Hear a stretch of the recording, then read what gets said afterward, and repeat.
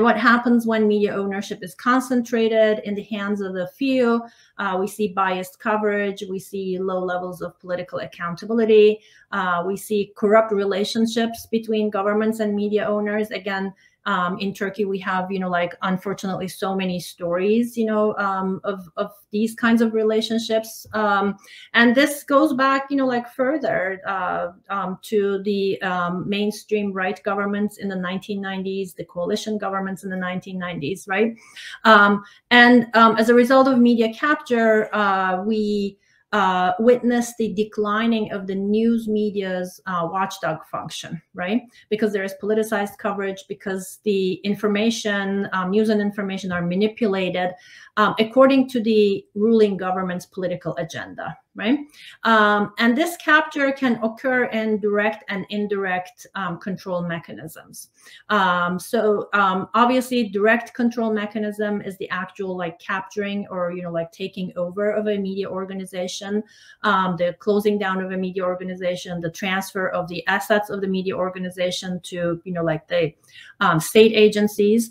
But indirect control mechanisms are also important tools that anti-democratic actors avail themselves of. So state subsidies or bailouts or preferential distribution of state advertising or tax breaks for media owners, right?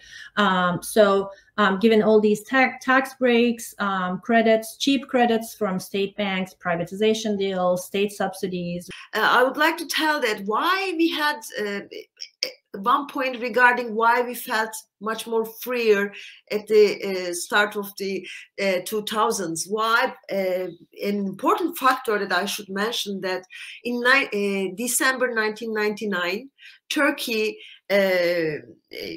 was officially recognized as a candidate for full membership of European Union.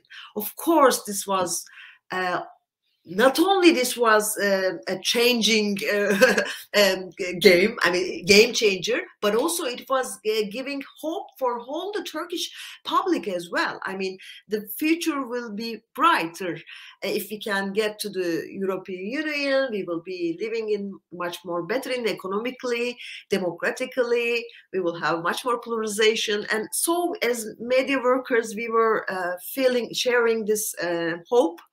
And we were optimistic, and we were working, we were trying to function really, that Bilge beautifully mentioned, that this watchdog function that we forgot. When you have so much lies, so many lies and so much disinformation around you, when you have such a dominant propaganda system around you, another tendency of journalists is to fact check, everything, to expose the authorities. And that's why we have a lot of, initiatives of fact checkers. And again, there's nothing wrong with that. They are doing a very important job.